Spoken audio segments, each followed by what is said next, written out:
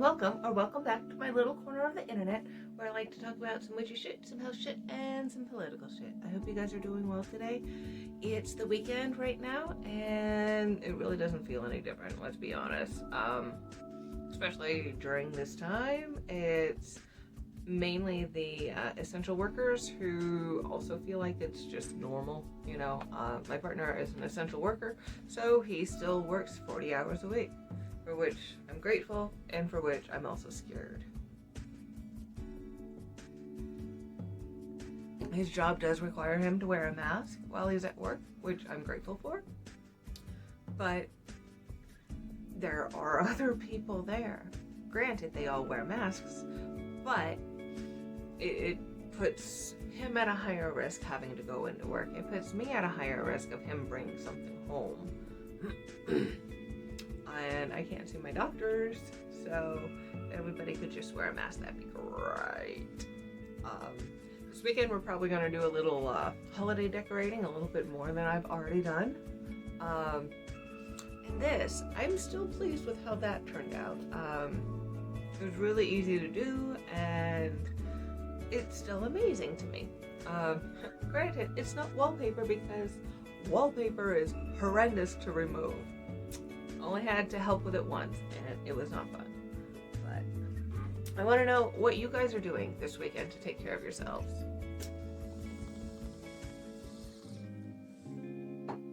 Not in like a mobster way, you know. But really, what are you doing to take care of yourself? Because right now, the political world is a shit show.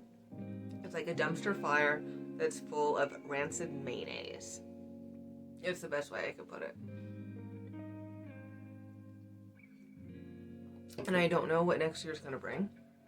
I don't know if next year is going to be more of the same. More of, holy crap, we have to fix everything that was already done because it just violated so many constitutional rights, laws, ethics, you know. It's hard to say what next year will bring. But hopefully it'll bring more optimism. But it's kind of hard, especially because we live in a little red bubble here, and it's really evident. Our cases are going up and up and up, and there's like a gym in the parking lot next to us, and I could literally throw like a hacky sack underhand and hit it. It's that close. And there's signs up on the window like, attention police officers and authorities. If you have a problem with a small business trying to stay open, you better beware or you better come armed. It's like, oh my gosh. And you know that they have more guns than sense, so it's kind of worrying. And then I went on, because I'm a nosy bitch, I went on and I looked at their Facebook. It's just what I thought it would be.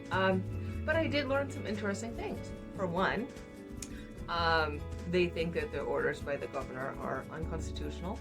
Yeah, I wasn't shocked at that one. Last weekend they boarded up like all the windows, like a hurricane was coming through, and like I said before, we're landlocked, so what the fuck? And also on their Facebook page they mentioned that they think it's idiotic, but yet they're still trying to sell their gym. It's not because of financial hardships or anything.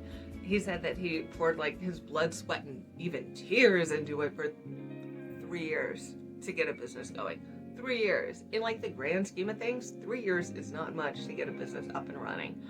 Granted, some go up and running and hit viral status in like mere seconds, it seems. But others, you have to, especially in a smaller town, you know, like an in-person place where there's probably half a dozen gyms in the area within like a 5-minute walking like radius. So it's like, I don't get it. And so I'm just gonna breathe. That's what I'm gonna do for self-care this weekend. Breathe, decorate for Christmas a little bit more. Yeah, and hopefully try to make some garlands. But why did I pick a craft project that requires my hands? I will never know. And no, that's not a bruise. I swatched eye color, so yeah, eyeshadow, that's the name. So I hope you guys are doing well. still wearing your masks. I implore you to do that, please. And maybe we can hug our families next year. That would be nice.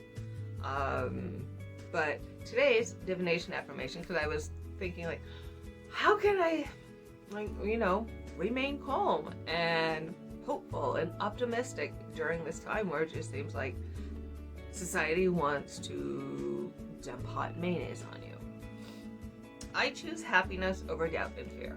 Granted, choosing happiness sounds a lot easier than it actually is, especially if you experience depression, anxiety, PTSD, chronic pain, because yeah, you can choose happiness, but your body's gonna make you miserable at times, and you just have to recognize and acknowledge that, and if you have not a problem, but a challenge recognizing that, like what your body is telling you, you might want to take a few exercises on like intuition, because that can foster your ability to actually listen to your body, figure out what it needs, and feel more ready to encounter others.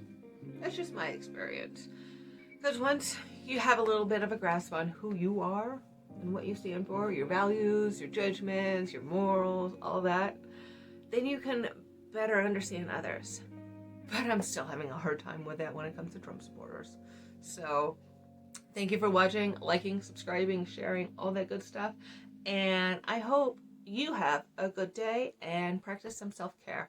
And I will see you in my next video. I used to think if I couldn't find hope, I should just let it all go. I used to think if I couldn't make dreams come true, I should just let them all